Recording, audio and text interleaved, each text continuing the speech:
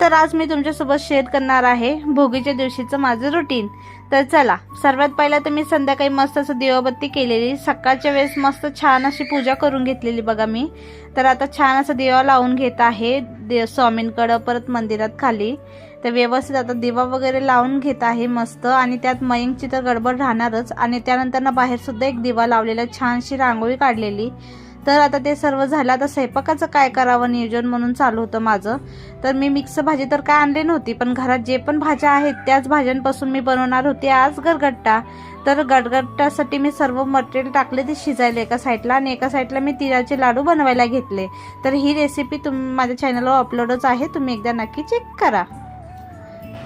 तर मंडळी, आता मी बनवून घेतलेले आहेत मस्त अशी तिळाचे लाडू। त्याची रेसिपी तुम्हाला दुसऱ्या शॉर्ट व्हिडिओमध्ये बघायला भेटेलच।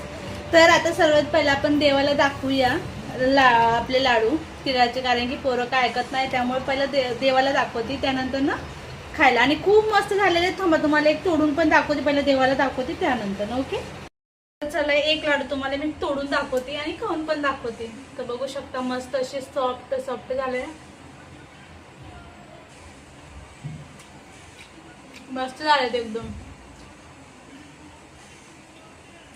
नक्की ट्राय करा, एकदा भरपूर झालेलं।